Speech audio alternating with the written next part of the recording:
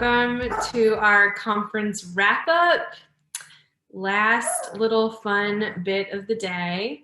Hope you all enjoy this cooking class with Chef Elizabeth Heiskell, and I'm gonna go ahead and have Randall load up our video. And hello to everyone on the Facebook page. So glad y'all are back. And yeah, cheers to happy, healthy kids in Mississippi, everybody, including mine back here. Hello, I'm Elizabeth Heiskell, and we are here in Oxford, Mississippi, and I hope you all have had an amazing day at the virtual Mississippi Farm to School Conference today. We decided that we would wrap things up with a fun cooking demonstration, and I hope you all enjoy it. We had Woodson Ridge Farms, which is a local farm here in Oxford that we started, and we grew some of the most beautiful vegetables known to man, and we would service restaurants in Memphis and Oxford and even in Nashville. And then of course we supplied our cafeteria here in the Oxford School District, and that was probably one of the most rewarding things that we did in the school system. And so we're going to do some fun recipes. These are all from my new book, which will be out in May. Pre-orders in February. So pretty soon you'll be able to get a pre-order on that, and it is called Come On Over. So we're going to start with a chicken tetrazzini. This is one of my favorite weeknight recipes. And then we're doing some beautiful roasted Brussels sprouts. We're going to make a wonderful vinaigrette. We also are ending with a chocolate cobbler and some fabulous South Mississippi strawberries that we're going to dip in a little bit of chocolate, and that's also something you can roll over for your Valentine's. So anyway, we're going to go ahead and get started.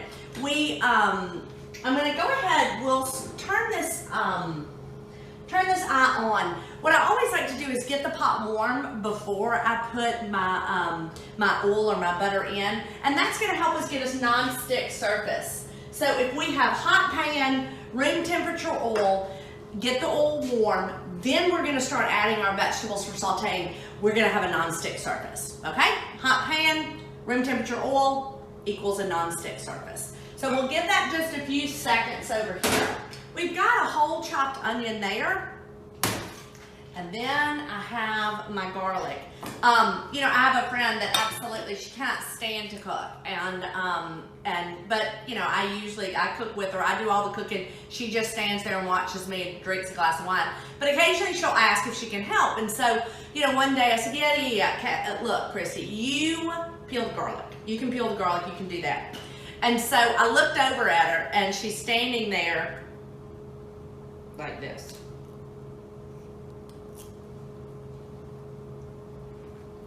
And then she puts the garlic down. She has to go get her readers on. So she goes and gets the readers, then she comes back. And she's over here with this, like this. And finally she looked up at me. She said, "Ugh, I hate cooking." And I said, "Well, Christy, if I thought that that was the only way to peel a clove of garlic," I said, "I would hate it too. That's not what you do." So what we're going to do is just lay this garlic right on the side, take our knife, and then we smash it. And look, it's already halfway peeled. And then we're just going to run our knife over it for just a few seconds, just to kind of chop it up. And y'all have to bear with me today. I had a little shoulder surgery, so I am not moving as fast as I normally do, but I did not want to miss this opportunity to be with y'all today. So we have our hot oil. See how that kind of sizzles when we go in? And our onion. So we're going to add those two things together, and we're going to let this cook. We want it just to get to where it's translucent, which means that the onions, you can just kind of see through them. So anytime you see that in a recipe, that just means that you can see through them. These are some beautiful onions that we stockpiled at the farmer's market. So the last little bit of onion season, I bought as many as I could. And what we do is we take them and we put them in stockings. So you get your old pantyhose, drop an onion in the bottom, tie a knot. Drop another onion in the bottom, tie a knot. Drop another onion in the bottom, tie a knot. So basically you have this long pantyhose filled with onions, and then you hang them up in a cool, dry place, and when you're ready for your onion, you just cut that bottom one off, the onion falls out, and you have a great way to store onions. it really will stop them from getting really yucky, and you should be able to hold them through the season, hopefully. Spring will be here soon. But anyway, so now we have our onions working, and we're gonna go ahead and add our seasonings. We have dried thyme. We also have a little bit of nutmeg. Okay. And now that those have started working, I'm gonna go ahead and add my button mushrooms.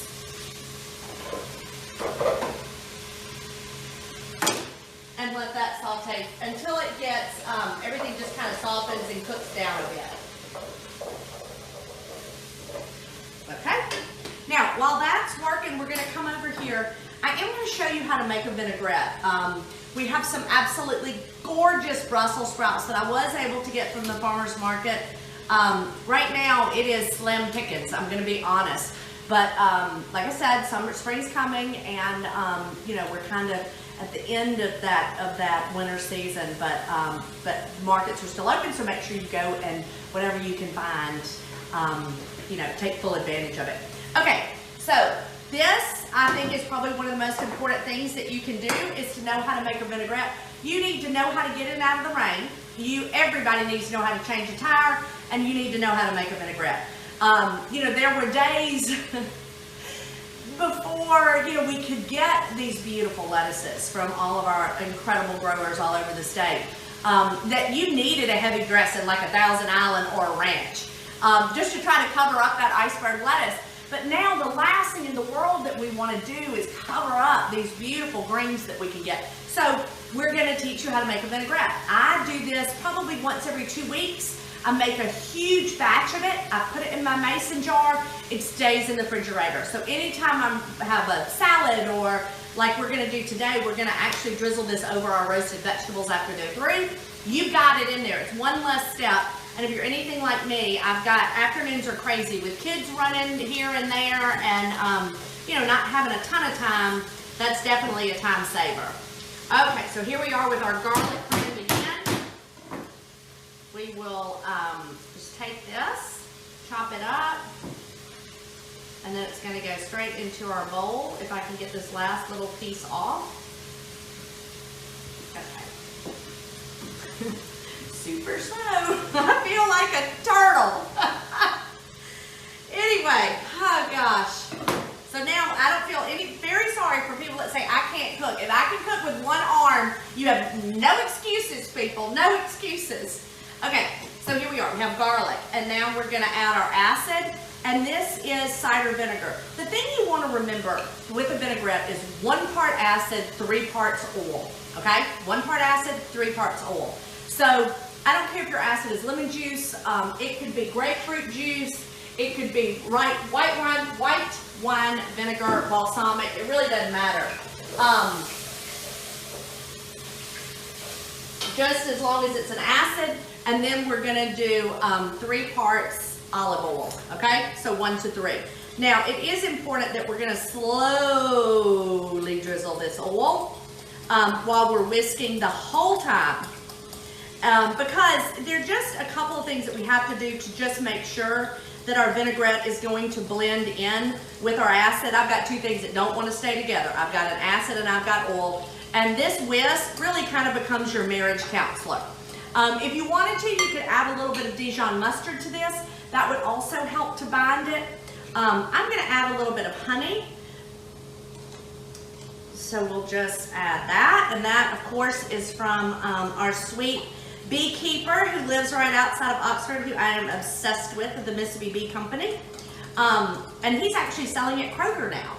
So he's one of their local purveyors that they brought into the store, so make sure that you look for him. We're gonna add some salt and pepper, whisk this in.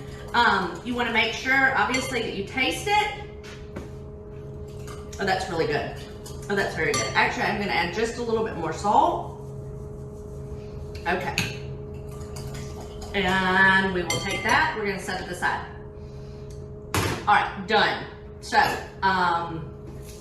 now let's move back here. So now we have our onions and our mushrooms, and they are looking fantastic, and we're gonna take them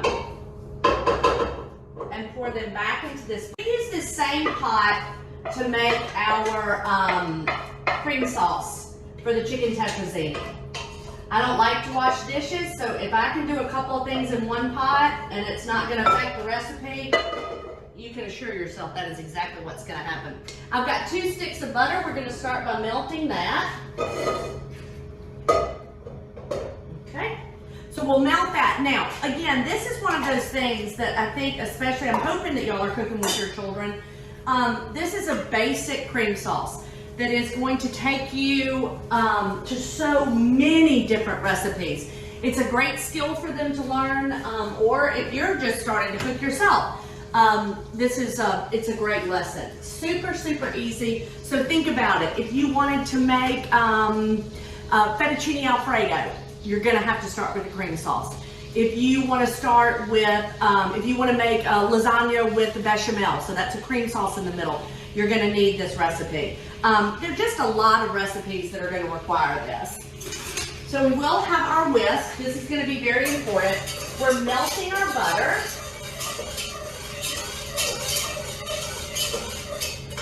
And then we are going to add our flour that I forgot to get. Miss Catherine, would you help me? Yeah. So if you would get me a half a cup of flour.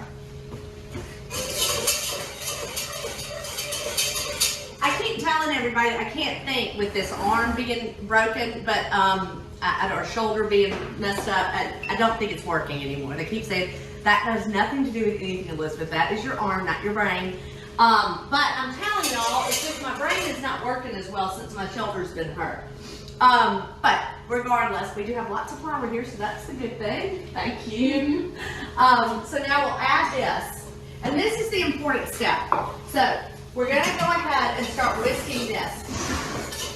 And what we need to do in this stage, number one, you want to make sure that you're going to get all these lumps whisked out. So we are going to whisk this until it gets super smooth. We also want this flour to cook. Obviously, flour is very starchy, and if it doesn't have time to cook, it's gonna almost, it'll taste pasty in your cream sauce, and that is not what you want. So we're gonna let this go for just a few minutes. And what that flour is gonna do is gonna thicken it. If we were just to throw flour into milk and heavy cream and warm it up, it would never absorb. It has to have a fat that is going to be sort of like the transporter into the cream, and it will then allow it to mix beautifully. But if you just try throwing flour in there, it's not going to happen. It has to piggyback on something, if that makes sense. So the butter is going to be what it's going to piggyback on. Okay, so this is getting really, really good. It's kind of foamy, which is what we want. It's bubbling really hard. And that is feeling super good. Now, I have milk, 3 cups. I have 2 cups of heavy cream. Now, I didn't say this was low fat. I did not tell you that. And sometimes it's just nice to have a big, good, comforting pasta dish. No excuses, none needed. We're just gonna enjoy this. So we'll go ahead and add this. Now, what's gonna happen is this comes back up to temperature, it is going to thicken up, which is what we want. So while that's working, we are gonna move over here. We're gonna talk about this chicken. No, actually that is not what we're gonna do. We're gonna go ahead and address our Brussels sprouts. So we have our Brussels sprouts. They are now the new darling of the vegetable world. I'm gonna toss this with a little bit of olive oil. When we first started the farm, it's about, oh God, I guess it's been 10 years ago, I couldn't give Brussels sprouts away. Brussels sprouts or kale. And Luke had planted so much of both of these, it was a crime. And I couldn't beg people to take them. I was begging people to try to take the Brussels sprouts. And then some brilliant chef in New York started roasting them, putting a little bacon on them, and the whole world changed for the Brussels sprouts. They went from being, boiled to death and absolutely disgusting and stinking up the entire house to something that was really pretty special. And so that is where we are. So we love to do this. And then we're gonna pour these right on here. Very nice, very, very nice. Spread these out. If you'll notice, I took the bottom of the Brussels sprout off. Just know that this is going to be your basic recipe for roasting any vegetable. So whether you're roasting a sweet potato, a turnip, butternut squash, cut them into the same size pieces, toss in olive oil, salt and pepper. Could not be any easier. Full line sheet pan. We're not even going to have to wash this thing. Going to go in the oven on about 375. And let that go until it's brown, they're crisp. It's gonna be divided. So we'll let that work for just a second. Let me check on our. The one thing you have to remember, you can't just let this go. You're gonna wanna stay with it. It does need a little bit of attention. It needs to be stirred. You don't want it to stick on the bottom as it's starting to come back up in the thicket.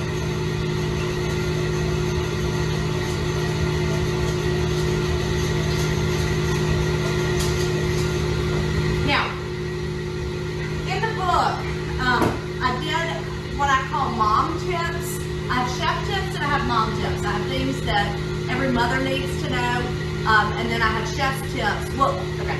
I have mom tips, things that I learned from being a mother and trying to take shortcuts and making my life simpler when I'm in the kitchen. And then I also have chef tips, things that I've learned from being a chef. And one of the things that I found that one of my sweet friends told me about, and I thought was the smartest thing in the world. In the morning, if she's making a recipe, so let's say it's chicken tetrazzini or, what else? Chicken tetrazzini, poppy seed chicken, chicken divine, anything that is going to start with roasted chicken or baked chicken. We stick it in the crock pot in the morning, let it cook all day.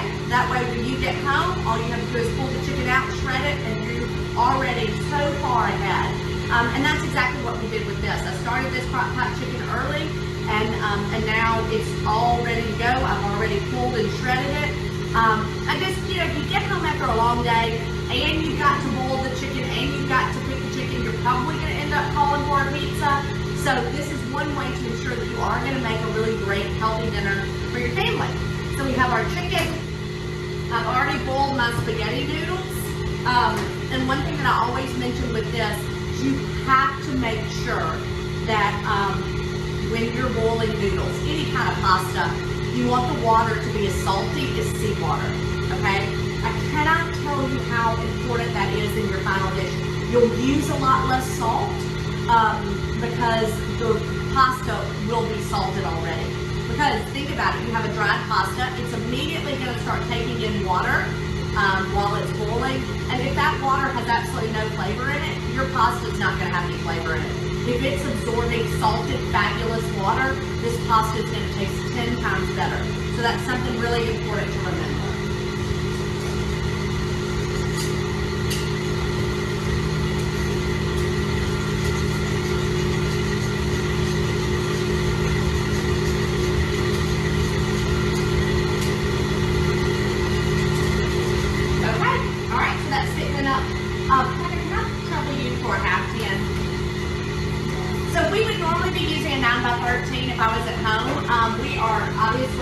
In the catering kitchen today, which we love to cook in, and so I'm going to use a 9x13.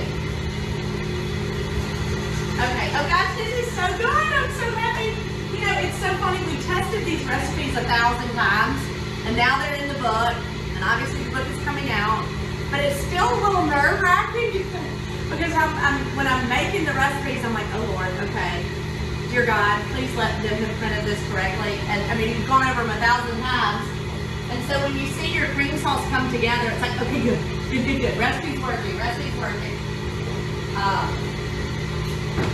Okay, oh yeah, this is perfect. Absolutely beautiful. Oh, I love green sauce. I get so excited.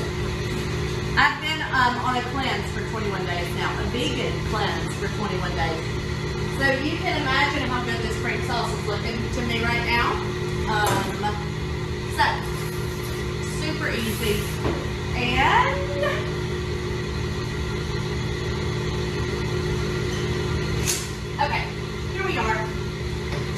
I'm gonna do, I'm just gonna add my pasta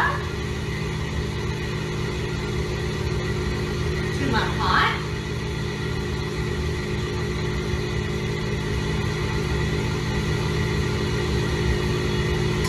We're gonna add the chicken.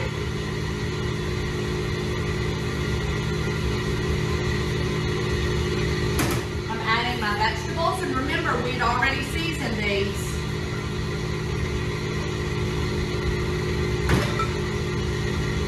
And then we're just gonna mix this together.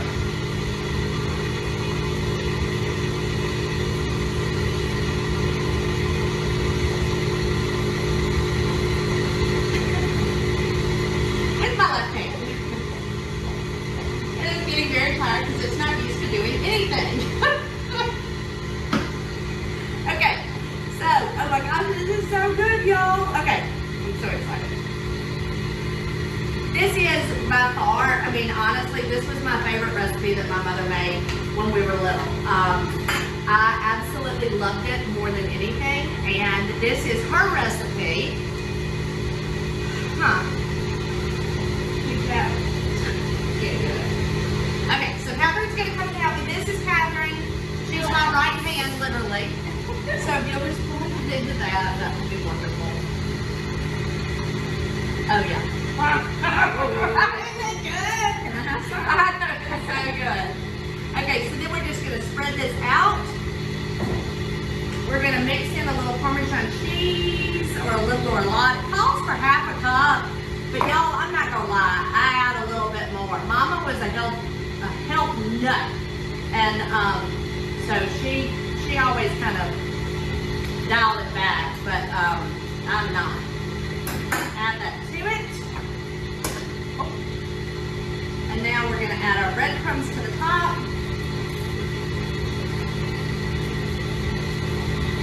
We can dot these with a little bit of butter, and then this is going to go back into the oven just to let it all come together. Let those breadcrumbs crisp up. And you have got one family favorite on your hands. I have no doubt that that is not going to become a really popular dish around your house. Okay, so we'll put that to the side. And let me kind of get myself together here. Sometimes things get a little out of control. I'm going to check on my sprouts.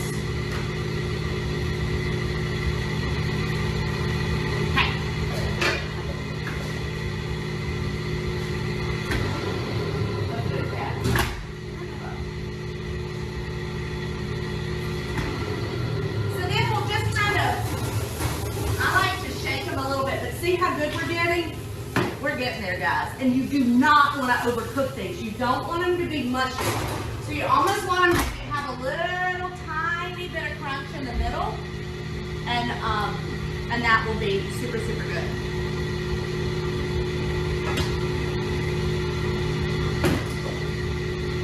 Okay. So while these are finishing, we're going to work on a chocolate cobbler.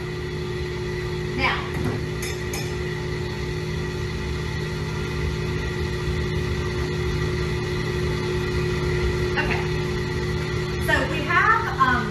our butter, it's already melted and it's in this pan. I just threw the sticks in, got it hot in the oven, and now we're going to bring that back. And then I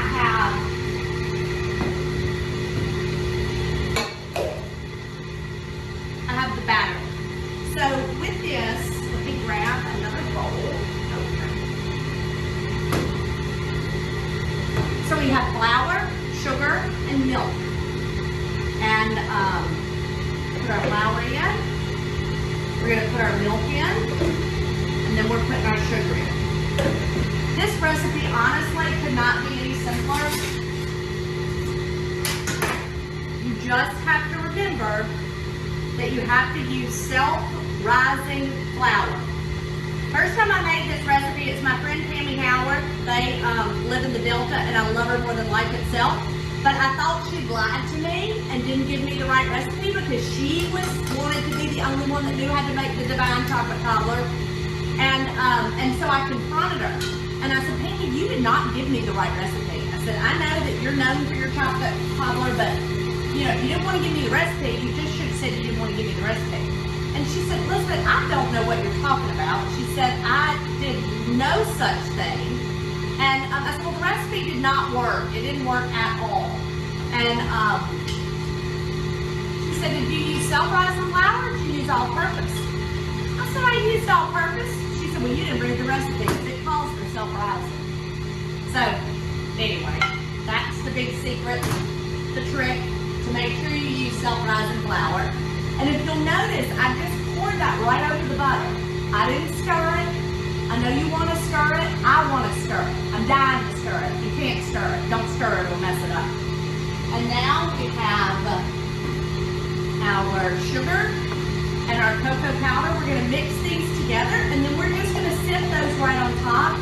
And then we're going to finish it with a little bit of hot water. So Miss Catherine is over there, and she's got my hot water. She's going to bring that to me.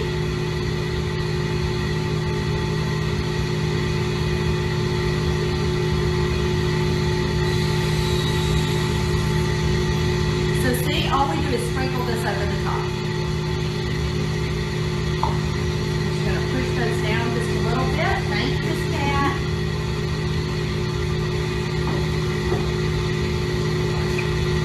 Now this is boiling hot water, so be very, very careful. And then you drizzle that again over the top. Don't stir it. I know you want to stir it. I can hear y'all out at the table. I think we should stir it. Don't stir it. And then this is going to go into our oven.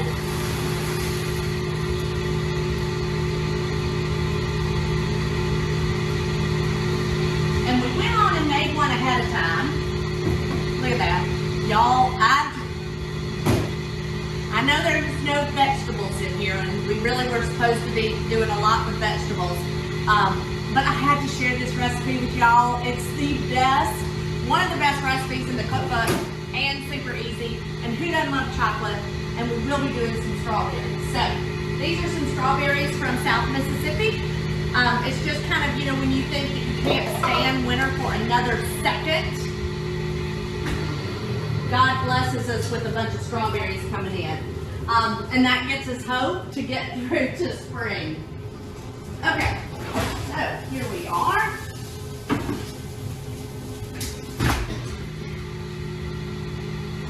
We'll go ahead and turn that off. And here are our beautiful sprouts. Let me kind of move some of this over so that we're not getting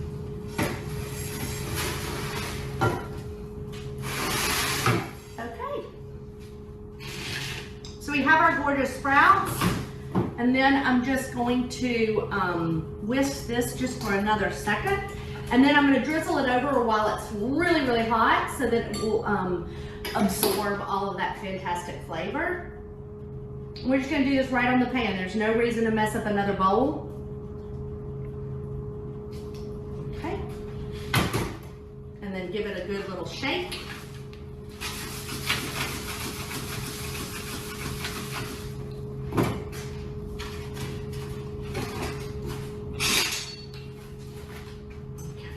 And those little crispies, this is my favorite part, honestly, are the little pieces that have already kind of fallen off and gotten so crisp. It's almost like they're little potato chips.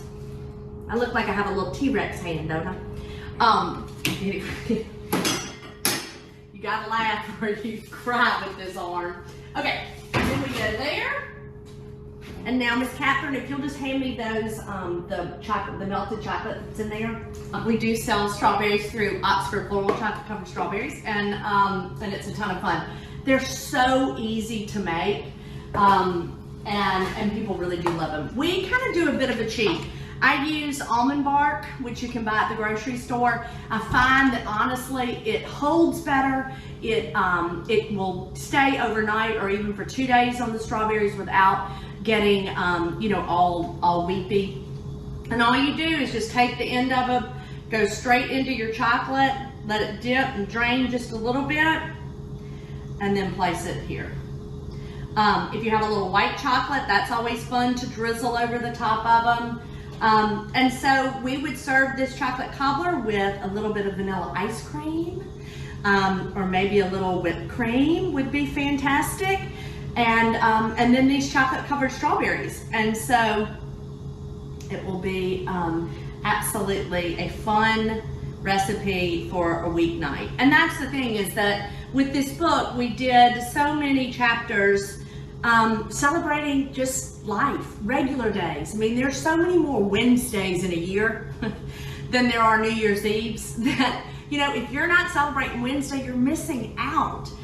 There's even a chapter on packing lunches for your kids, which that can sometimes become just the most mundane, boring, just awful task. But it doesn't have to be, and we've included some recipes that I think you all are going to love. One of our chapters is cheat days, one's diet days, because I'm always on a diet or either I'm cheating. We have game day recipes, and of course beautiful party recipes for party days, or beach days and summer days, Delta days. So it's all about celebrating every day, and not just waiting on one occasion.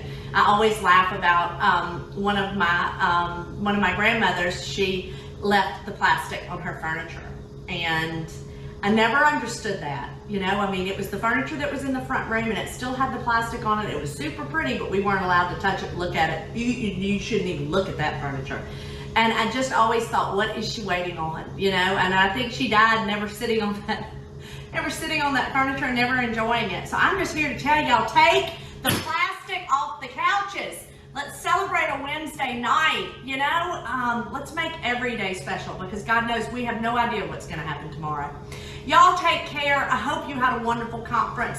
Enjoy your food, enjoy your family, and I hope to see you soon. And make sure you pick up this book in February, and then of course it'll be out on shelves on the May 4th. Take care, bye-bye. All right, everyone. Happy end of our conference. Cheers to happy, healthy kids. She's mad because I need to feed her more broccoli. So hello and goodbye from my family. Hope you're all having a great dinner time, and we will see you next year. Bye, y'all.